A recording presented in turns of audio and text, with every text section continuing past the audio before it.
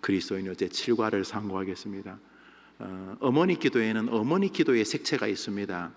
그 엄마라고 하는 독특한 그 직업이라고 해야 되나요? 사명이라고 해야 되나요? 엄마라고 하는 것을 뭐 직업이라고 할 수는 없지만 그렇다고 아니라고도 할 수 없는 세상에 이런 업이 있을까? 무한 희생, 헌신, 거기다가 진심으로의 기도, 이런 일들을 성경에서 요청하시는 그 자녀를 위한 기도, 바르게 훈계하고 가르치라고 명령하셨던 사역을 감당하려고 애를 쓰는데, 감당하려고 하면 할수록 참 감당을 못하는구나 깨달아서 우리가 부모됨이라는 숙제 앞에서 또 기도하게 되죠. 그래서 어머니 기도에는 어머니 기도의 그 예배 색깔이 있어요. 딱 강단에 서면 느낄 수 있어요. 또 주일 낮 예배는 9시 예배는 또 9시 예배대로, 아침 7시 예배 나오시는 분은 또 7시 예배대로, 또 11시에 예배는 또 11시 예배대로, 그 예배 뭐 다 예배지만 그 예배 맛이 있어요. 청국장 맛이 있고 무슨 뭐 삼계탕 맛이 좀 다른 것처럼, 음식이란 건 똑같지만 그런 것처럼 또 수요일 날을 이렇게 대준비하면 또 수요일은 또 수요일마다 독특한 은혜가 있다, 또 예배가 있다. 근데 그 중에 하나가 성경 공부 형태를 띠고 있는 자유로움이 있다, 그런 느낌을 받습니다. 오늘은 그리스도인의 제7과 죄와 회개라고 하는 주제에 대해서 같이 상고하겠습니다. 기독교의 구원은 읽읍시다. 기독교의 구원은 예수 그리스도를 통해 얻는 하나님의 전적인 은혜를 기반으로 합니다. 그것은 인간 스스로는 구원에 도달할 수 없다는 것을 전제합니다. 성경의 논리는 이것입니다. 예수님을 구주로 믿어서 구원받는다는 말 안에는 우리가 괜찮은데 거기다 플러스 알파, 그냥 훌륭하게 부모 노릇하고 삼강 오륜 지키고 그저 짐승처럼 살진 않고 어느 정도 인간관계를 형성해가 기본적인 인간을 살아가고 거기다가 예수를 믿는 행위도 좀 보태서 구원을 받는다, 이런 생각을 하는데, 예수 믿어 구원받는다는 말에는 전적인 구원의 불가능성을 그 말이 이미 내포하고 있습니다. 예수 믿어서 구원받는다는 말 안에는 안 믿으면 구원의 길은 눈꼽만큼도 가능하지 않다, 이런 의미가 담겨져 있습니다. 그러니까 예수를 믿고 안 믿고는 이게 하늘의 입장에서는, 또 기독교인 입장에서는 이건 생명 전체가 걸린 것입니다. 이 약을 먹으면 살고 저 약을 먹으면 죽는다 같은, 옛날에 그 사약을 주지 않습니까? 임금 앞에 이렇게 시꺼먼 물을 주고 마시고 막 피를 토하고 죽고 그러지 않습니까? 이걸 먹으면 살고 저걸 먹으면 죽는 것이지, 이거 먹어도 뭐 속이 좀 뒤틀리다가 뭐 몇 번 토하면 괜찮고 이런 게 아니라, 또 이거는 먹어도 아이 뭐 무슨 약을 한번 먹는다고 살겠나, 이거 지금 내가 다 죽고 생겼는데 이거 먹는다고, 이런 게 아니라 이 약은 먹으면 살고 저 약은 먹으면 죽는다, 이런 의미로서 예수 믿어 구원받는다는 말 안에는 뭐 다른 것도 다 괜찮은데 거기 조금 예수도 시간 좀 나면 교회도 다니고 예수도 믿고 뭐 바쁘면 또 안 믿을 수도 있고 이런 게 아니라, 예수 믿어 구원받는다는 말 안에는 전적인 불가능성, 99.9%도 아니고 영원토록 제로, 예수 믿어 구원받는 길이 아니면은 착하게 살든 뭐 자기의 그 오장육부를 남에게 다 주고 뭐 살아있을 때 그냥 안구를, 하여튼 자기가 할 수 있는 최고의 윤리적인 행위를 해도 구원은 불가능하다는 아주 엄중한 교리가 그 안에 담겨 있다, 이런 것입니다. 이걸 어릴 때, 중학교보다는 초등학교 때보다는 유치원 나이, 아이가 인지가 생기는 순간 가르치는 것이 너무너무 중요한 거죠. 그러니까 뭐 다른 것도 좀 하면서 뭐 교회는 잘 안 다니고 예수님 안 믿어도 이만하면 구원의 커트라인이 되고 이런 식으로 자라는 것이 아니라, 예수 믿어 구원받는다는 말 안에는 다른 길에 불가능성을 확정하는 말이 그 안에 담겨 있다는 것이죠. 그러니까 예수 믿는다는 말은 너무도 큰 말이다, 모든 것을 다 포함하고 있는 말이다, 이것이 교리라는 거죠. 우리 검은 글씨로 된 같이 읽어봅시다. 죄로, 시작. 죄로 인하여 멸망받게 된 인간은 다른 사람의 구원은커녕 구원의 걸림돌인 자신의 죄의 문제조차 하나님 앞에서 해결할 수 없는 존재이다. 그러므로 하나님께서는 원죄와 자범죄에서 완전히 순결하신 성자 예수님을 인류의 죄를 해결하는 구원자로 보내주셨다. 우리 이성진 목사님 읽지 말고 우리 회중들만 읽어봅시다. 시작.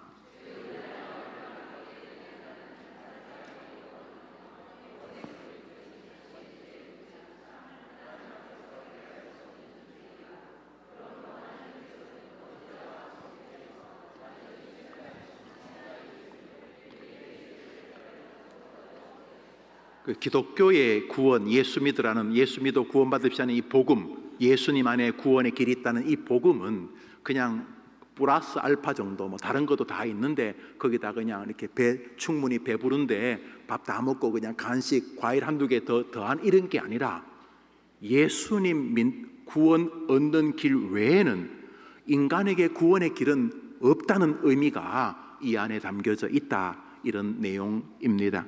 우리 요한복음 3장 10절 읽읍시다. 시작.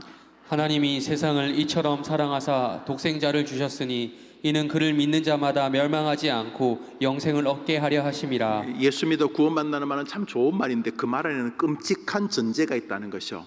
예수를 믿지 않는 사람에게는 죽음만이, 영원한 저주만이 기다리고 있다, 이런 내용이라는 것이죠.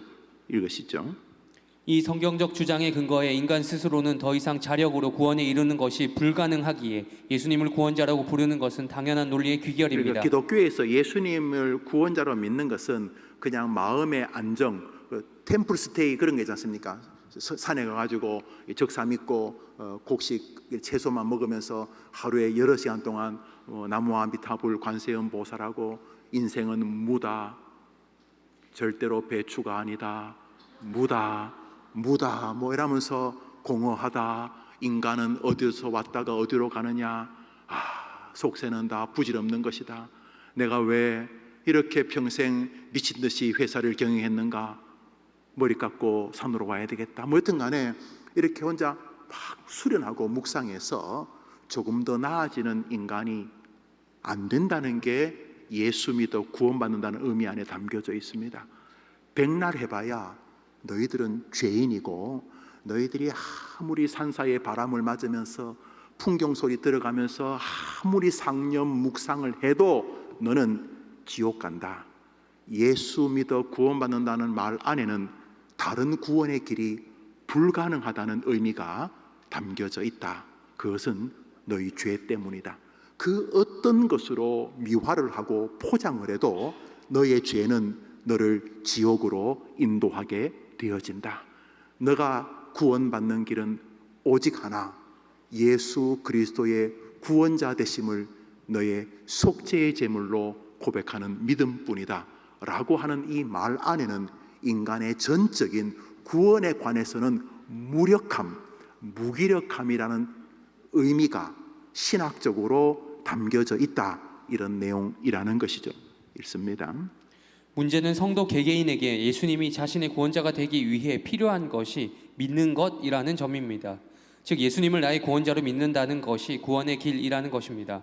이것은 성경 전반에서 발견되어지는 구원 여정의 핵심입니다. 요한복음 3장 10절 다시 읽습니다. 하나님이 시작. 하나님이 세상을 이처럼 사랑하사 독생자를 주셨으니 이는 그를 믿는 자마다 멸망하지 않고 영생을 얻게 하려 하심이라. 인간의 전적인 무기력과 타락이 존재하고 구원자 예수님이 계신데 여러분과 예수님 사이에 믿는 것이라는 믿음이라고 하는 것이 여러분과 예수와 예수를 보내신 하나님 사이에 연결고리가 되어져서 하나님은 여러분의 믿음을 보시고 여러분을 구원하시고, 여러분 우리 입장에서는 우리가 예수님 믿는 믿음으로 인하여 구원을 받는 것처럼 형태를 띠고 있습니다. 우선 성경에 의하면 구원에 우리가 할 수 있는 일은 믿는 것 정도인 것을 알 수가 있어요. 물론 믿는 것이라는 게 엄청난 큰 단어인데 이제 문제는 이 부분에 깊은 상고가 필요합니다. 믿는 것이라는 주체는 무엇이고 믿는다는 말은 어떤 의미인가? 믿는다는 것은 우리의 육체와 우리의 정신과 우리의 영혼에 어떠한 작용을 의미하는 것인가? 이것을 이제 신학적으로 상고해야 되겠죠. 우선 구원은 인간의 전적인 무기력을 전제하고 있고, 예수가 이 땅에 구원자로 오셨다는 말은 인간의 구원의 길은 전적으로 불가능하게 되었다는 것이죠. 그러니까 예수님을 안 믿어도 구원의 길이 있다는 것은 하나님의 실수를 우리가 인정하는 거죠.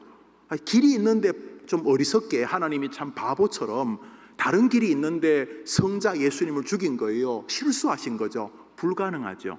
그러므로 예수님이 이 땅에 오셨다는 것은 우리 인간의 구원의 전적인 무력함, 불가능성을 전제하고 있는 것이고, 우리의 구원은 예수 그리스도를 믿음으로 이루어진다는 성경적 의미를 이제 우리가 상고해야 될 의무, 책임이 있다는 것을 알 수가 있습니다. 우선 예수를 믿어서 구원받는다. 요한복음 3장 11절이 예수를 믿는 자마다, 그 독생자를 믿는 자마다 영생을 얻는다. 믿는다는 것을 성경 전반에서는 기본적으로 구원의 여정의 아주 중요한 지침, 과정으로 설명을 합니다. 사도행전 16장에 바울이 간수를 이제 바울이 빌립보 감옥에 갇혔는데 지진이 나가지고 죄수들이 다 도망갔는 줄 알고 이 간수가 이거 죄수를 지켜야 되는데 못 지키면은 끔찍한 상상을 초월하는 그런, 그냥 죽는 것도 아니고 잔인하게 죽였기 때문에 스스로 자결을 하려고, 이게 감당이 안 돼서, 이게 내 죄수가 이거 잘못하면 큰일 났어. 그래서 스스로 죽으려고 할 때 바울이 감옥에서 다 수습을 하고 간수에게 우리 도망 안 갔으니 죽지 마라, 자살하지 마라 이러면서 죄수인 바울이 감옥을 다 정리한 다음에 이제 간수를 이렇게 위로하니까 간수가 자기 집에 참 생명의 은인인 이 바울과 실라를 데려다가 씻기고 음식을 대접한 다음에, 나는 간수고 당신은 죄인인데 가만히 보니 당신은 삶과 죽음의 자유가 있고 나는 살아도 자유가 없는데 당신 같은 구원을 어떻게 받느냐, 이렇게 진지하게 묻게 됩니다. 아마 자기 아버지가 오늘 자결하려고 그랬다가 이 바울이라고 하는 이 두 분 때문에 안 죽었다는 소식을 듣고 간수의 부인, 간수의 자식들, 간수의 부모님들이 다 집에 모였겠죠. 지금 자기 아들이 이제 죽을 뻔했는데 자기 남편, 자기 아버지가 오늘 그냥 지진 때문에 감옥에 죄수들 다 도망가가지고 그 책임 때문에 그냥 어차피 살아도 죽은 것이니까 그냥 죽으려고 했는데 이분들 때문에 안 죽었다는 얘기를 듣고는 이제 이 간수가 바울을 대접한 다음에 잘 씻긴 다음에 많이 매를 맞으셨으니까 이렇게 약도 발라주고 한 다음에 우리와 나와 우리 집이 어떻게 하면 구원받게, 당신이 누리고 있는 그 구원의 세계를 내가 어떻게 누리겠느냐 이렇게 묻게 됩니다. 그때 바울의 유명한 말이죠. 우리 읽읍시다. 시작. 간수가 등불을 달라고 하며 뛰어들어가 무서워 떨며 바울과 실라 앞에 엎드리고 그들을 데리고 나가 이르되 선생들이여 내가 어떻게 하여야 구원을 받으리까 하거늘 이르되 주 예수를 믿으라 그리하면 너와 내 집이 구원을 받으리라. 주 예수를 믿으라 그리하면 너와 내 집이 구원. 어디 이 사도행전 16장 31절 아이들이 수련회 가면 꼭 외워서 밥 먹는 구절 아닙니까? 유명한 구절. 여기도 어떻게 하여야 구원을 받겠습니까 할 때 이 위대한 신학자가, 이 위대한 목사가 주 예수를 믿으라 그리하면 구원을 받는다 이렇게 말할 때 여기서도 주 예수를 믿는 것이 구원의 전제 혹은 구원의 과정이라는 것을 우리가 느낄 수가 있습니다. 바울이 간수에게 전하는 구원의 방법도 예수를 구주로 믿으라는 것이었습니다. 귀한 진리임이 분명합니다. 그런데 오늘 공부의 본문인 사도행전 11장 18절은 생명을 얻는 즉 구원에 이르는 것이 회개라고 하므로 영생의 조건이 회개인 듯 말씀합니다. 사도행전 11장 18절 읽읍시다. 오늘 우리가 본문이죠. 시작. 그들이 이 말을 듣고 잠잠하여 하나님께 영광을 돌려 이르되 그러면 하나님께서 이방인에게도 생명 얻는 회개를 주셨도다 하니라. 네, 생명을 얻는 뭘 주셨다고요? 그러니까 이 사도행전 11장에서 생명 얻는 회개, 생명 구원이 있죠. 구원 얻는 회개와 구원 얻는 믿음이 다른 겁니까? 여기서는 생명 얻는 것이 회개라고 말하고 예수님도 그리고 바울도 구원의 길이 믿는 것이라고 말하니까 우리가 가장 기본적인 3단 논법으로 인하여 구원 얻는 회개가 구원 얻는 믿음이랑 동일하다는 것을 알 수가 있습니다. 여러분 동감하십니까? 아멘. 회개와 구원, 믿음이 다르면 이 말이 안 되는, 구원받는 길이 그렇게 여러 가지가 아니죠.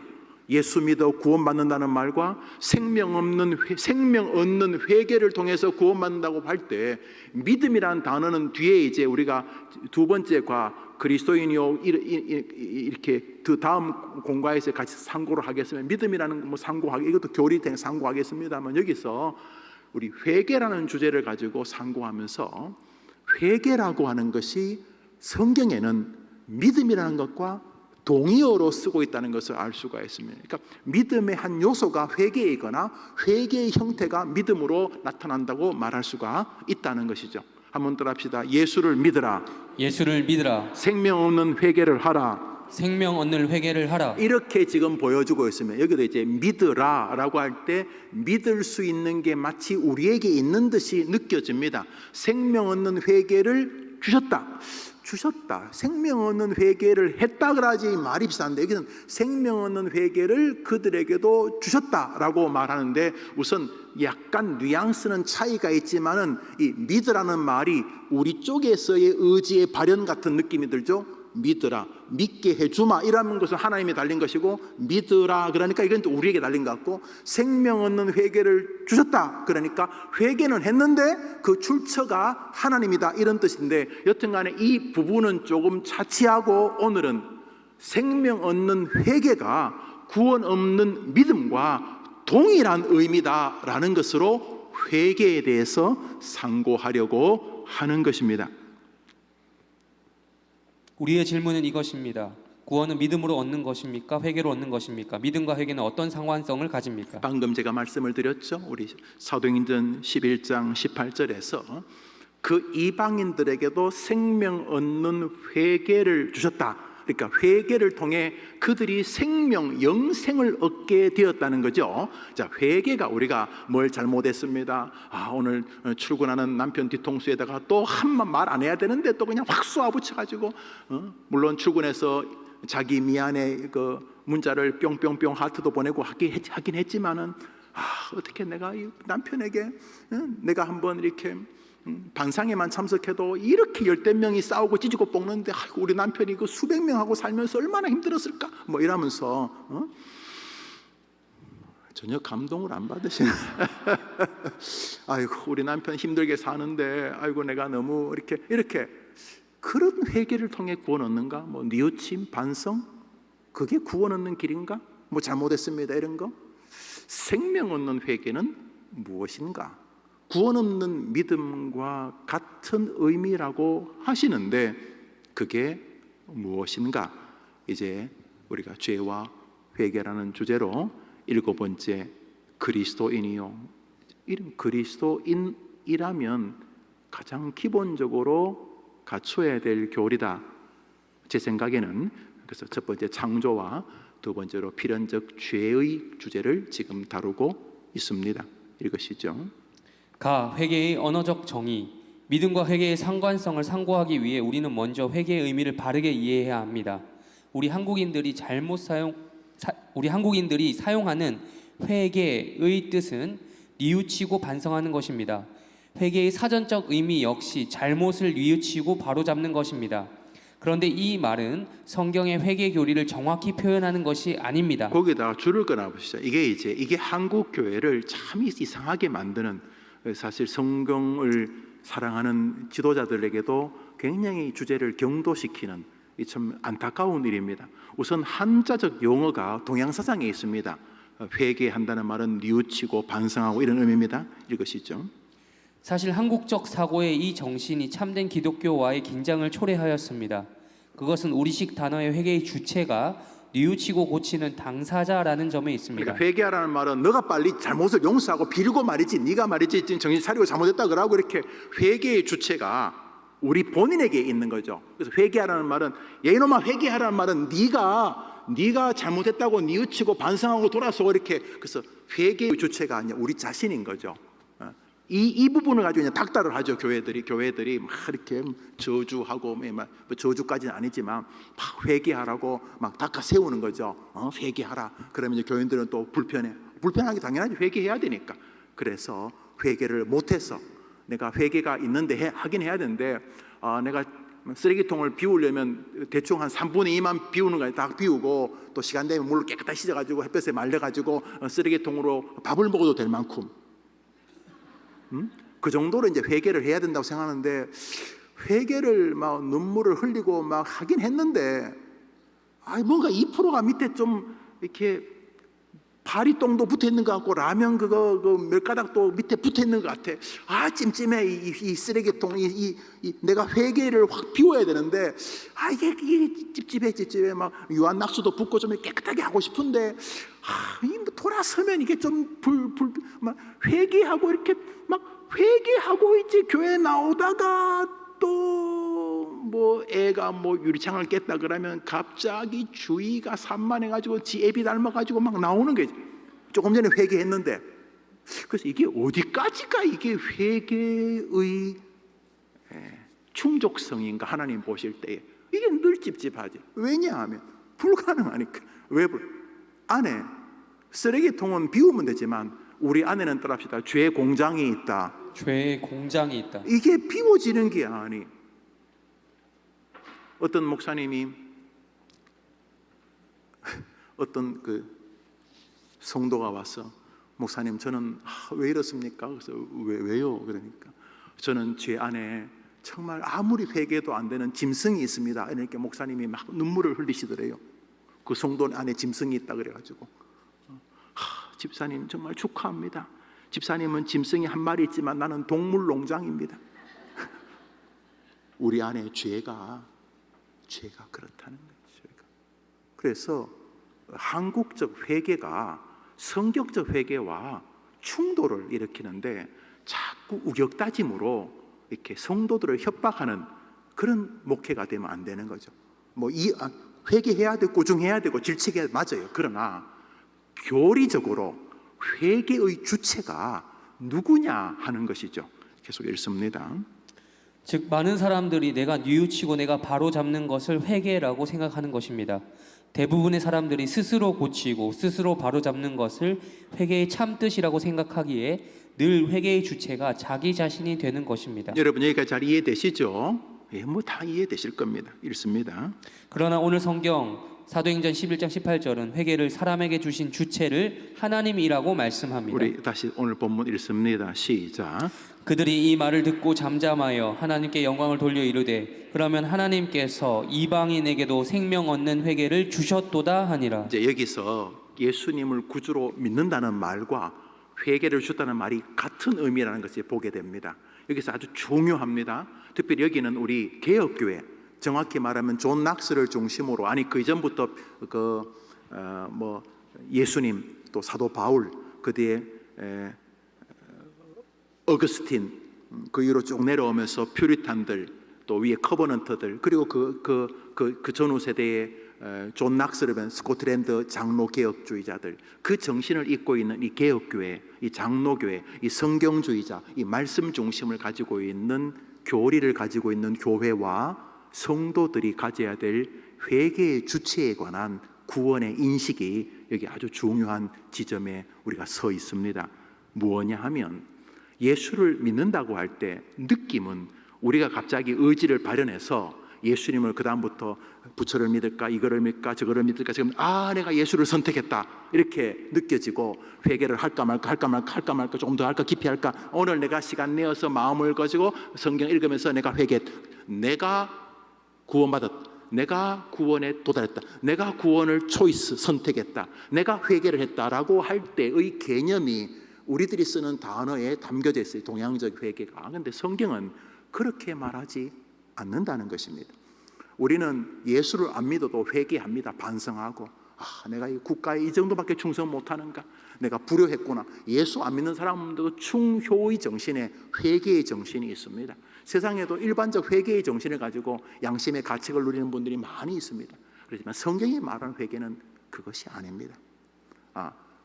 회개가 온전하게 이루어지면 후속 열매로서 세상이 말하는 그런 요소가 나타나는데 그것은 감격에 대한 기쁨, 그 회개의 은혜를 주신 하나님에 대한 사랑의 표현으로서 세상 사람들과 무척 흡사한 회개의 형태가 나타나기는 합니다만 그것으로 구원에 도달하지는 않는다는 것입니다.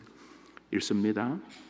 여기에 기독교의 참된 회개의 교리가 있습니다. 기독교의 회개는 우리가 스스로 구원할 수 없는 죄인이어서 하나님이 예수님을 보내주셨다는 것에 대한 깊은 신앙의 고백입니다. 기독교의 회개는 인간이 스스로 바로 잡을 수 없어서 예수님이 오실 수밖에 없었다는 사실을 깨닫게 해주신 하나님의 은혜를 온전히 수납하는 마음의 태도입니다. 제가 뭐 까만 글씨, 여러분도 까만 글씨로 되어 있나요? 예, 까만 글씨로 제가 했는데 여러분 줄을 쳐놓고 이것을 외우시고 이것이 여러분의 마음의 체화가 되셔야 돼요. 그래야지 성경을 바르게 보고 또 여러분의 담임 목사 김용우 목사의 설교가 이해가 되십니다. 그래서 죄송하지만 감리교도 저는 구원이 있다고 믿어요. 진심으로 믿어요. 감리교 알미니안적인 의미를. 저는 요한 웨슬리를 너무너무 존경합니다. 요한 웨슬리, 감리교적 부흥주의자였던 찰스 피니도 굉장히 존경합니다. 그렇지만 문제가 있다는 것을 제가 말씀드리는 거죠. 우리 장로교의 교리가 굉장히 정교합니다. 그냥 주먹구구식이 아니라 우리가 알지 못하는 것까지, 삼위일체 아무도 몰라요. 뭐 설명을 하지만 우리 인간에게는 삼위일체적 개념이 없기 때문에 하나면 하나고 세 개면 세 개지. 그렇지만 우리는 성경에서 트리니티를 인정하기 때문에 구약과 신약이 하나님 나 외에 다른 신을 섬기지 말라고 하면서 예수님 성령님을 하나님이라고 말씀하시기 때문에 우리는 인지는 안 닿지만 성경을 수납하는 거예요. 할렐루야. 아멘. 이해는 안 되는데 성경을 믿는 거예요. 이게 부모를 대하는 태도. 이해는 안 되는데 부모님 말씀이니까 듣는 것 같은 이런 것이죠. 이해는 안 되는데 뭐 내 이해가 뭐 그래 중요한 게 아니니까. 그런 것처럼 삼위일체를 수납하는 이유는 오직 성경에서 그렇게 말하기 때문인 거죠. 성경에서 그렇게 그냥 쉽게 그냥 하나님 일, 그 다음에 하나님 쫄병 예수, 그 다음에 그 질구 성령, 하나님 한 분, 쫄병 두 명, 쫄병도 하나님 정도 능력이 있다 이러면 쉬울 것 같은데 이 사람도 하나님, 저 사람도 하나님, 이렇게 우리가 혼란스러운데 그것을 기꺼이 수납하는 이유는 성경이 그렇게 말씀하기 때문이라는 거죠. 할렐루야. 아멘. 이게 얼마나 위로가 돼요. 성경에 천국이 있다고 하기 때문에 무조건 있는 것이.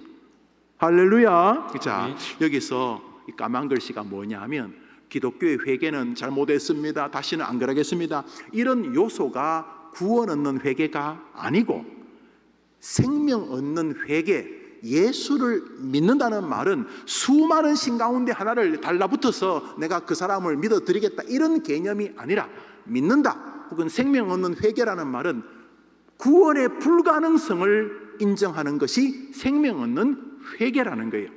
뭔 말이냐면 나는 구원받을 길이 없다. 뭐 아무리 울고 불고 뭐 짜고 뭐 무슨 가난한 자를 구제하고 해봐야 나는 그러다가 지옥 간다. 나는 구원받을 길이 완전히 단절된 죄인이다. 죄인. 그런데 하나님이 나를 사랑하셔서 예수 그리스도를 구원자로 보내셨다는 사실을 전적으로 수납하는 것을 회개라고 말한다는 거죠. 다시 까만 글씨 여러분 있으면 우리 이성님 목사님 목소리가 좋아서 아주 청중을 압도하니까 좋은데 회중들이 읽는 소리가 전혀 안 들리니까 겸손하게 읽으세요. 혼자 읽을 때는 크게 읽고 성경 읽을 때는 다른 사람을 조심해서 읽어요. 자, 다시 당신은 읽지 말고 우리만 읽어봅시다. 기독교 회개는 시작.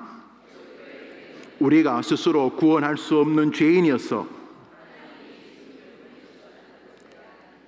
신앙의 고백입니다. 시작. 기독교의 회개는 인간이 스스로 바로잡을 수 없어서 예수님이 오실 수밖에 없다는 사실을 깨닫게 해주신 하나님의 은혜를. 여러분, 이게 무슨 회개입니까? 뭐 돈 떼먹는 거 갚으면서 미안해, 나 그럴 마음이 아니었는데 먹고 살다 보니까 친구야 미안해, 늦게 갚아서 미안해, 이게 회개 같은데 그것은 회개의 끄트머리에 이 회개의 본류에 대한 감사의 발로일 수는 있는데 이게 회개라는 성경의 교리는 아니라는 거예요. 성경이 말하는 회개의 교리는 내가 도무지 구원받을 길이 없어서 나는 영원히 지옥 갈 수밖에 없다는 사실에 대한 인지로 하나님께서 나를 구원하는 길이 예수 그리스도를 의지하는 길밖에 없다는 사실. 다시 말해 나는 구원할 아무런 건덕지나 자랑할 만한 것이 없고 하나님이 보내주신 예수 그리스도 그분만이 나를 구원할 유일한 길이라는 신앙 고백이 회개라는 것입니다. 많은 사람 회개 안 해요. 지 잘났다고 내가 왜 예수를 믿어요? 내가 버릇이 산 우리 동네에서 내가 제일 버릇이 살아요. 아침 저녁으로 싸우는 저 목사 집안 저 목사리 아침마다 싸워. 저 집사 장로래 저 집보다 우리 집이 더 화평해. 우리 집이 더 나는 남 속인 적 없어. 이런 의미로의 회개를 부정하는 수많은 사람들 얼마나 많아요. 그래서 기독교의 회개는 자신이 죄 한두 개의 죄가 아니라 자신의 존재가 구원에 도달할 가능성이 전혀 없는 완전한 죄인인데 자기를 구원하시기 위하여서 하나님이 대속의 제물로 예수 그리스도를 우리의 죄를 구원할 구속의 어린 양으로 보내셨다는 사실을 전적으로 신앙하는 자세 혹은 고백이 회개라는 것입니다. 아멘. 날마다 예수님만이 나를 구원할 수밖에 없는 나는 죽을 죄인이라는 사실을 인지하는 것이 생명 얻는 회개라는 것입니다. 사랑하는 여러분, 예수를 믿는다는 말이 그 말 같은 의미입니다. 계속 읽겠습니다. 자연스럽게 우리는 회개의 주체를 묻게 됩니다. 누가 회개의 주체입니까? 나입니까? 하나님입니까? 그것이 그리스도인이요 7번째 날 저녁 우리가 상고할 주제입니다. 자, 이제 회개의 주체가 누구냐? 우리는 회개하는 것이 나인 것 같은데 놀랍게도 하나님께서 우리에게 회개의 씨를 주셨다는 사실을 회개를 통해 구원 얻는 믿음을 통해 깨닫게 됩니다. 그래서 훗날 압니다. 나는 예수 잘 믿었다 이렇게 말하지 않고 나를 예수 믿도록 인도해 주신 하나님 감사합니다 라고 고백하게 되는 것입니다. 말장난이 아닙니다. 하나님 예수님만이 구원자라는 사실을 깨달을 수 있는 회개의 자리로 나를 인도해 주신 지난 생에 너무 감사합니다 라고 고백하게 된다는 것입니다. 할렐루야. 아멘. 회개의 주체는 하나님일 수밖에 없는 것입니다. 예수를 믿어 구원 얻는다는 말 안에는 이 모든 말이 담겨져 있다는 것입니다. 나 회개의 성경적 정의 1. 구약의 회개. 슈브는 돌아가다, 되돌리다, 새롭게 하다의 뜻을 가진 회개를 의미하는 구약의 대표적 단어입니다. 예, 아주 회개를 말하는 단어들이 너무 많습니다. 그거를 뭐 다 찾으면 이건 뭐 두 번만에 끝날 수 있는 주제가 아니까 대표적으로 슈브라, 나함 이런 것이 다 회개를 의미인데요. 신명기를 읽어보겠습니다. 시작. 이 모든 일이 내게 임하여 환난을 당하다가 끝날에 네가 네 하나님 여호와께로 돌아와서 그의 말씀을 청종하리니. 이제 하나님께서 은혜를 베푸시면 어느 날 황당하게 살다가 주님께로 돌아온다는 거, 어느 날 돌아오게 하신다는 거죠. 근데 여튼간에 남들이 볼 때는 그 사람이 회개한 것으로, 교회를 안 나오다가 다시 나오는 것으로, 마음대로 살다가 자기는 죽을 죄인이라고 고백하는 형태를 띠니까 주변 사람들은 이 친구가 회개했다 이렇게 말하지만은 그 배후에는 하나님께서 그를 돌아오게 하시는 섭리가 선재하는 것이죠. 그러나 보여지는 것은 내가 회개하는 것처럼, 그 사람이 손들고 오는 것처럼 보이지만은 그 안에 거룩한 회개의 씨를 성령께서 먼저 주신 결과이라는 것이죠. 2번 나함은 탄식하다, 애통하다, 후회하다, 뉘우치다는 의미입니다. 욥기서 읽습니다. 시작. 그러므로 내가 스스로 거두어드리고 티끌과 제 가운데에서 회개하나이다. 여기도 욥이 자기가 이렇게 뭐 안 좋은 일을 통해서 이렇게 잘못했다고 하는 것처럼 보이지만 전체적으로 하나님에 대한 묵상과 인지를 통해서 하나님의 전능하심에 대한 고백의 발로로서 회개를 하게 되는데, 자세히 읽어보면 이 겉으로는 욥이 회개하는 것이 자기에 의해서 하는 것처럼 보이지만 전체적으로 그를 볼 때에 그에게 회개의 영을, 회개의 은혜를 주시는 하나님의 은총이 선재되어 있다는 사실을 깨닫게 되는 것입니다. 그러므로 여러분이 구원받는 모든 믿음과 회개는 하나님이 여러분을 선택해 주신 결과인 줄 믿으시기 바랍니다. 아멘. 아니면 여러분이나 제가 회개할 인간들이 아닙니다. 여러분이나 제가 예수님만이 구원자라고 고백할 인간들이 아닙니다. 그래서 겉으로 볼 때는 우리가 믿는 것처럼 보이고 우리가 회개하는 것처럼 보이지만 천에 하나 만에 하나 중에 하나님이 우리를 불러주신 결과인 것입니다. 그것을 인정하는 신앙 고백이 믿음 혹은 회개인 것입니다. 기독교의 회개는 하나님의 은혜 주심에 대한 고백이라는 것입니다. 특정한 사안에 울고 불고 하는 것이 회개가 아니라, 기독교의 회개는 날마다 예수 외에는 구원의 길이 없다는 진지한 신앙 고백과 그로 인한 삶의 태도를 말하는 것이죠.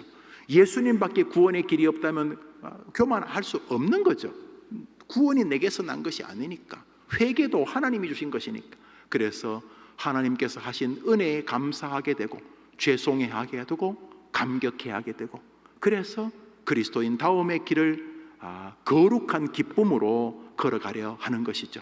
그리고 잘못할 때에 남이 꾸중하지 않아도 나에게 주신 은혜의 하나님의 스스로 죄송해하는 태도들이 회개의 여운들이죠. 읽습니다. 성경을 보면 마치 회개를 하는 주체가 당사자 같지만 자세히 보면 그들의 회개 앞에 하나님의 역사가 있었다는 사실을 알 수가 있습니다. 성경이 말하는 회개는 모두 하나님의 은혜에 대한 반응이기 때문입니다. 줄을 꺼내보시죠. 성경에 말하는 회개는 모두 하나님의 은혜에 대한 반응이기 때문입니다. 그래서 언제나 회개하라고 하는 설교가 나쁜 건 아니지만 먼저는 하나님이 너희를 사랑한다는 교리가 맞는 것입니다. 한때는 사형리, 하나님은 당신을 사랑하고 당신을 위한 위대한 계획까지, 이런 말을 굉장히 싫어하는 사람들이 많았어요. 죄를 회개하라고 해야 되지. 죄를 회개하라고 회개가 됩니까, 인간이? 아니 뭐 이해는 돼요. 너무 이렇게 뭐 복 주고 뭐 하나님 사랑하고 뭐 잘 되고 이런 말 하는 게 기복적인 느낌이 들어서, 저도 젊을 때 그런 소리 하고 다녔는데 많이 반성해요. 그런데 교리적으로 가만히 생각해 볼 때 회개하라고 회개가 되냐고요. 세례 요한이 회개하라고 회개했습니까? 예수님이 회개하라고 회개 안 돼요. 은혜를 받기 전에는 회개가 될 수가 없어요. 우리가 무슨 대단한 인간인데 회개하라고 외친다고 회개하겠어요? 뭐 양심의 가책 조금 느끼는 정도지만 그게 회개가 아니기 때문에 하나님의 은혜를 깨달아야지만 회개가 이루어지는 것이죠. 여러분 잘 한번 고민해 보시죠. 그래서 존 콜큰이라는 청교도가 쓴 참된 회개라는 책이 있습니다. 우리 친구 목사님 시드니 해림교회 홍상은 목사님 번역했는데, 제가 볼 때 지구상에 나와 있는 회개에 관한 책 중에서 가장 기독교 교리적이 참된 회개라는 책이 있어요. 지평서원에서 나오는데 여러분 꼭 사보세요. 읽으십니다. 그래서 이 신약의 회개 1. 메타노이아는 마음을 바꾸다, 사고방식을 변화시키다, 돌아서다의 의미를 가진 회개를 뜻하는 신약의 대표적 어휘입니다. 바로 오늘 본문에 나오는 회개의 원래 의미가 그것입니다. 우리 한번 더 읽읍시다. 시작. 그들이 이 말을 듣고 잠잠하여 하나님께 영광을 돌려 이르되 그러면 하나님께서 이방인에게도 생명 얻는 회개를 주셨도다 하니라.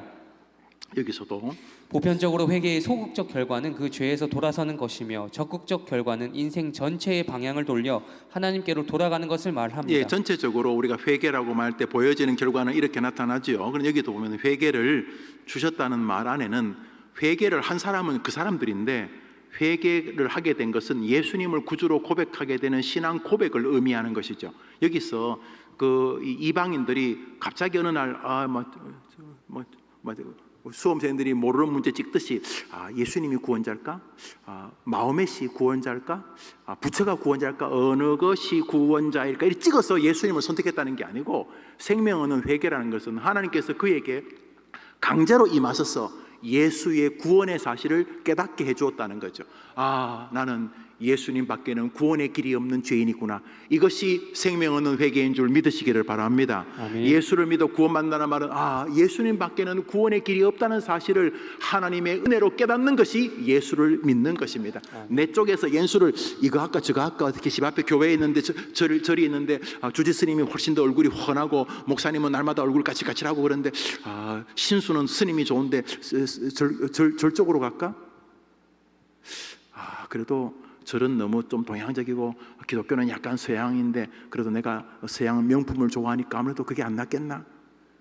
이래서 선택한 게 아니고, 어느 날 길을 가다가 다메섹 도상에서 사오라 너가 나를 왜 박해하느냐, 이런 것처럼 어느 날 예수 믿는 부모를 통해서 태어나게 하시거나 어느 날 내 마음에 독특한 종교성을 건드시는 하나님의 은혜로 예수를 믿게 되어지는 고백, 그래서 그 예수가 나의 유일한 구원자로 고백하는 것을 믿음이라고 부르고 그것을 회개라고 부른다는 것이죠. 예수님 말고도 구원받을 길이 있다면 뭐하러 교회를 나옵니까? 그러므로 회개라는 말은 예수님 외에는 나는 구원받을 수 없는 죄인이라는 사실의 진지한 신앙 고백이 기독교의 회개라는 것입니다. 그것이 어릴 때, 할 수만 있으면 어릴 때 그 아이들이 회개의 사람이 되게 하는 것이죠. 예수님만이 유일한 구원자라는 사실을 하나님의 은혜로 고백하는 사람이 될 수 있도록 우리가 그에게 은혜를 전해야 된다는 거죠. 할렐루야. 자, 읽읍시다. 결국 성경이 말하는 회개란 인간의 마음과 태도와 인격을 근본적으로 죄와 저주의 세계에서 하나님께로 방향을 돌리고 복귀시키는 행위를 뜻합니다. 여기서 우리는 이런 질문을 다시 던지게 됩니다. 믿음으로 구원받는 것입니까? 회개로 구원받는 것입니까? 보편적으로 회개라고 할 때에 지금 이렇게 예수님을 구주로 믿었을 때의 인생관이 나타나는 인생, 예수님을 구주로 믿고 자신이 예수님 외에는 구원의 길이 없다고 믿을 때에 나타나는 그의 삶의 태도들을 우리가 인간적으로 저 사람이 회개한 사람 이렇게 말하고 자기 스스로도 그것을 소극적으로 적극적으로 나타나지만 그 모든 것이 하나님의 은혜의 결과라는 거죠. 여기서 다시 믿음으로 구원 얻는 것인가 회개로 구원 얻는 것인가를 다시 이제 생각해 보려 합니다. 다 믿음과 회개 그리고 구원의 상관성. 믿음과 회개와 참된 구원을 상고할 때 묻게 되는 질문은 회개가 구원을 위해 필요한 선행 조건이냐는 것입니다. 이 말 안에는 일명 값싼 구원에 대한 반발과 회개의 강을 건넌 이들의 믿음이 참된 믿음이 아니겠느냐는 진솔함이 담겨 있습니다. 즉 회개를 해야 바른 믿음이 되고 그렇게 자신을 깊이 반성하고 회개하는 자세를 가진 믿음만이 사람을 구원으로 인도하는 참된 믿음이 아니냐는 것입니다. 여러분은 어떻게 생각하십니까? 여러분 집에서 읽어보십시오. 제가 적어놨는데 이 내용이 뭐냐면 우리 생각에 나의 구원받음이 약간 커트라인이 부족한 사람이 마치 좋은 학교로 들어간 것 같아요. 나는 실력이 분명히 안 되는데 서울대학을 간 거예요. 하버드, 옥스퍼드를 갔어. 내가 알아. 내 실력이 안 되는데 그래서 늘 찝찝해요. 이게 커트라인, 내가 이 학교 오면 안 되는데 이런 것처럼 내가 예수님 믿어 구원받는 게 맞나? 내가 믿는 믿음 이게 진짜 믿음 맞나? 제대로 회개를 해야지 믿음 아닌가? 제대로 회개는 무엇일까? 이 갈등 속에서 믿음과 구원. 그래서 내가 이 예수를 믿는다고 하시면 이 날마다 제대로 회개를 해야지만 되는 거 아니겠는가? 막 이렇게 정말 진심으로 죄를 털어내고 이런 체험이 있어야 되는 것 아닌가? 지금 내가 구원받은 게 맞나? 구원받으려면 회개가 있어야 되는 거 아니야? 회개하고 예수를 믿으라 그러니까 회개가 먼저 있어야 되는 것 아닌가? 이렇게 해서 이 믿음과 회개 사이에 이 밸런스의 조정이 안 되어서 늘 찝찝한 마음을 가지는데 나도 나지만 다른 사람을 대할 때 저런 사람들 저런 태도로 보니까 저 사람 구원 못 받았다는 생각을 하거나 저는 구원받았지만 뭔가 값싼 구원을 받은 것 같아 좀 구원이 아닌 건 아니라고 말할 수 없지만 뭔가 좀 이상한 것 같다 이러면서 이 회개와 구원과 믿음이 막 혼재되어질 수 있는데 여러분의 고민은 여러분의 생각은 어떤 것이냐 질문합니다. 우리의 질문은 이것입니다. 그럼 믿음이 없이도 생명 얻는 회개가 가능합니까? 그러니까 회개하고 먼저 예수를 믿고 회개하고 구원받아야지 회개가 없으면 구원이 불가능하다 이렇게 말할 때 그럼 믿음이 없이도 생명 없는 회개가 가능하냐라는 질문을 이제 던져보는 것이 여기 여러분 좀 고민을 좀 하셔야 돼요. 그냥 그거 덮어놓고 믿으면 돼. 덮어놓고 믿으면 안 돼요. 성경은 펴놓고 믿어요. 덮어놓고 믿으면 안 돼요? 펴놓고 믿어야 돼. 펴놓고 덮어놓고 믿는 것은 순종하고 이런 거예요. 순종할 때 부모를 공경하는데 뭘 따져요. 부모를 공경하라 그러면 그게 답인데 안식일을 기억하여 거룩히 지켰는데 뭘 자꾸 그거는 그건 그냥 기고 아니고 이런 말할 것 없이 그냥 덮어놓고 대신에 교리는 열어놓고 자 오늘 본문에 먼저 진심으로 회개하고 그래야지 믿어야 제대로 믿는 것 아니냐. 그러면 구원 얻는 믿음 앞에 진정으로 회개하는 것이 먼저 선행되어야 되는 것 아닌가? 이 회개가 있고 그 회개를 통해서 예수님을 영접하는 이런 과정이. 그 나는 예수님 제대로 못 믿는 거다. 한 번도 그런 회개를 해본 적이 없으니까라는 생각이 옳으냐? 그러면 내가 회개한 다음에 예수를 믿는다고 할 때 그러면 우리가 예수를 믿어 구원 얻는데 그 앞에 회개가 있다고 치면 그러면 생명력 없는 회개는 예수님에 대한 믿음이 없이 가능하겠느냐는 거죠. 이렇게 막 울고 불고 반성한 다음에 예수님을 구주로 믿는 것을 염두에 둔다면은 그러면 이 회개는 믿음이 없이 예수님이 유일한 구원자라는 믿음이 없이 이 생명 얻는 회개가 가능하겠느냐는 거죠. 계속 읽습니다. 또 참된 회개가 하나님이 기뻐하시는 행위입니까? 히브리서 11장은 믿음장으로 불리는 아름다운 성경입니다. 그중 6절은 이렇게 말씀합니다. 읽읍시다. 시작. 믿음이 없이는 하나님을 기쁘시게 하지 못하나니 하나님께 나아가는 자는 반드시 그가 계신 것과 또한 그가 자기를 찾는 자들에게 상 주시는 이심을 믿어야 할지니라. 자, 이제 물어봅시다. 고에 줄을 끌었는데 참된 회개가 하나님이 기뻐하실까요? 여러분이 참된 회개를 하면 하나님이 기뻐하실까요? 안 기뻐하실까요? 왜 대답을 안 해요? 여러분이 진심으로 회개를 하면 하나님이 기뻐하실까요? 안 기뻐하실까요? 당연히 기뻐하시죠. 그런데 방금 읽었던 성경이 뭐라 그랬어요? 믿음이 없이는, 그러니까 참된 회개를 하려면 반드시 뭐가 있어야 돼요? 믿음이 있어야지만 참된 회개를 하죠. 그냥 악어의 눈물 흘리는 그런 가짜 회개 말고 하나님이 인정하는 참된 회개는 반드시 뭐가 동반돼야 되는 거죠? 믿음이 없이는 안 된다고 했으니까. 그러니까 진짜 그것이 생명 얻는 회개라면 그것은 반드시 믿음이 동반된 행위여야 되는 거죠. 그러니까 참된 회개는 반드시 뭐가 있어야 돼요? 믿음. 믿음이라는 것이 예수 그리스도가 구주라고 하는, 하나님이 우리를 사랑하신다고 하는, 하나님이 우리를 위해 구주를 보내셨다는 이런 믿음이 없이 성경이 말하는 생명력 있는 회개가 가능하겠는가? 교리적으로는 불가능한 거죠. 그러니까 예수를 안 믿는 사람에게 아무리 회개하라고 닥달해봐야 그건 마치 개한테 영어를 하라는 것과 똑같은 거예요. 예수님을 구주로 믿지 않는 사람에게 욱박지르고 협박해서 회개하라고 한들 뭐 울고 짜고는 할지 모르지만은 그것은 성경이 말하는 회개가 아니라 뉘우침 반성 정도인 거죠. 그것은 반성을 해봐야 돌아서면 그보다 훨씬 더 강도가 센 죄를 또 지을 테니까 인간은. 그래서 성경이 말하는 생명 얻는 회개는 반드시 믿음의 결과라는 거예요. 할렐루야. 아멘. 계속 읽습니다. 회개는 하나님을 기쁘시게 하는 행위가 분명합니다. 그리고 믿음이 없이는 하나님을 기쁘시게 하는 일이 불가능합니다. 그러므로 믿음이 먼저인지 회개가 먼저인지는 너무도 분명한 결론을 가집니다. 뭐가 먼저일까요? 회개가 먼저일까요? 믿음이 먼저일까요? 그렇죠. 하나님이 여러분에게 믿음을 주셔야지만 여러분은 생명 얻는 회개를 할 수가 있는 거죠. 그러니까 아무리 협박을 해봐야 불가능한 거예요. 끊임없이 교인들에게 막 회개하라고 하지만은 그게 가당치가 않은 거죠. 특히 불신자들에게. 그러므로 먼저 해야 될 것은 하나님의 사랑에 대한 메시지인 거죠. 하나님이 우리를 위하여 예수를 구주로 주셨다는 사실을 깨달을 때만 사람에게는 생명력 있는 회개가 가능하게 되기 때문인 것이죠. 읽으시죠. 믿음이 없이는 하나님이 원하시는 회개는 불가능한 것입니다. 예수님이 말씀하셨습니다. 요한복음 15장 읽읍시다. 시작. 나는 포도나무요 너희는 가지라. 내가 그 안에 거하면 사람이 열매를 많이 맺나니 나를 떠나서는 너희가 아무것도 할 수 없음이라. 맞아, 읽으시죠. 주님과의 연합이 먼저입니까? 회개가 먼저입니까? 그렇습니다. 참된 회개는 믿음 앞에 올 수 없습니다. 그리스도와의 연합이 없이 죄에 빠진 인간은 그 영광의 하나님께 나아갈 수 없기 때문입니다. 그렇습니다. 참된 회개는 그리스도와 연합하여 죄 사함을 받은 후에 오는 것입니다. 네, 줄을 끊으시죠. 참된 회개는 그리스도와 연합하여 죄 사함을 받은 후에 오는 것입니다. 계속 읽으시죠. 청교도들은 명백했습니다. 토마스 보스턴 같은 사람은 회개하고 예수를 믿을 수 있다고 말하는 것은 자연 종교요 인본주의학이다라고 말했습니다. 그의 고백입니다. 네, 읽어보시죠. 1. 죄사함의 조건으로 회개를 말하는 것은 자연 종교이다. 다시 말해서 이것은 사람이 무엇을 함으로써, 즉 회개라는 행위를 함으로써 구원을 얻는다는 뜻이다.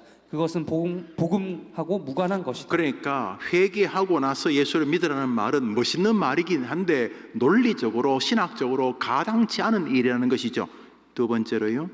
회개를 죄사함의 조건으로 보는 것은 은혜의 언약을 더럽히는 것이요 그 은혜를 가짜 행위 언약으로 바꾸는 것이다. 예, 페드로 시올로지라고 하는 토마스 보스턴, 이분이 굉장히 유명한 스코틀랜드 신학자입니다. 우리 개혁교회 아주 중요한 인물입니다. 이 사람의 말이 중요한 게 아니라 이 사람이 정리한 신학이 바로 그것입니다. 그러므로 회개는 예수님을 구주로 믿기 전까지는 인간에게는 발생할 수가 없는 것입니다. 반대로 우리 한글이 말하는 뉘우칠 회자 또 뉘우칠 개자를 통해서 뉘우치고 반성하는 것을 회개라고 하면 그것은 가능하죠. 불신자들에게도 가능한 것이니까요. 그렇습니다. 그렇습니다. 예, 여기서 그렇습니다는 다음 주에 그렇습니다. 다음 주에 그렇습니다. 다음 주에 그렇습니다. 여러분, 회개란 교리가 두려운 교리이지만 은혜의 교리일 수밖에 없는 것입니다. 사도 바울이 신학자였습니다. 성경 박식한 사람이었죠. 종교적 확신으로 기독교인을 박해하던 인물이 그였습니다. 그가 회개하게 됩니다. 언제 회개하게 되냐면 다메섹 도상에서 예수님을 만났을 때였습니다. 사울아 사울아 너가 왜 나를 박해하느냐 이렇게 말하자 사도 바울이 3일간 식음을 전폐합니다. 자기의 신학이 다 뒤죽박죽이었던 것을 깨달았기 때문입니다. 사도 바울이 3일 동안 혼수 상태에 빠집니다. 자기의 신학이 쓰레기였기 때문입니다. 그리고 그 이후로 3년간 아라비아 광야 가서 MDB 과정, 신학 석사 과정을 한 것으로 보입니다. 3년 동안 거기서 자신의 신학을 정리합니다. 회개는 어떻게 하는 것인가? 예수님을 만났을 때만 가능한 것입니다. 여러분이 그래서 불신자들을 교회에 데리고 오셔야 하는 것입니다. 백날을 회개하라고 한다고 해봐야 그냥 반성하는 정도입니다. 그것이 신앙의 구원에 영향을 미칠 수는 없습니다. 그러나 그에게 하나님의 은혜가 들어가면 자신이 예수님 밖에는 구원받을 수 없는 죄인이라는 사실을 고백하게 되는 것입니다. 그 고백이 성도의 교통의 뿌리가 됩니다. 내가 예수님 아니면 구원받을 수 없는 죄인이라는 사실을 진짜 믿으면 옆 사람에게 우호적이 됩니다. 왜냐하면 내가 구원받은 하나님의 은혜이기 때문에 저 사람도 옆 사람도. 회개는 교회를 교회답게 만드는 길이고 성도의 삶을 성도답게 만드는 삶이고 자신과 주님 관계를 정리하게 만드는 신앙 여정인 것입니다. 다음 주에 우리가 계속 창조에 이어서 죄의 교리를 상고하겠습니다. 기도하겠습니다. 자비로우신 주님, 사랑하는 성도님들과 함께 그리스도인이요 25개의 공과를 공부하는 중에 7과를 진행합니다. 하나님 아버지, 회개하고 예수를 믿으라는 말이 참 멋있는 말인데 회개하고 예수 믿으라는 말 자체가 다 교리로 이루어진 음성들인데 잘 정리해서 남은 생에 예수님과 더 감격스럽고 성경이 참 행복한 우리들 되게 해 주시옵소서. 예수님이 나를 위해 하신 일이 너무 감격스러워서 날마다 예수를 자신의 구주로 고백하는 회개의 인생이 되게 하시고 날마다 예수님을 자신의 구주로 고백하는 값없는 은혜를 받은 사람으로서 하나님과 다른 사람을 대하는 따뜻한 시각이 성도들의 삶이 되게 하여 주시옵소서. 생명 얻는 회개는 구원받은 뒤에 오는 하나님의 사랑에 대한 고백이라는 사실을 깨닫고 어디서부터 출발되어야 될지를 기억하면서 이 공과가 진행되는 동안 주님과 가까워지고 예수님과 가까워지는 우리 모든 성도들이 되게 하여 주옵소서.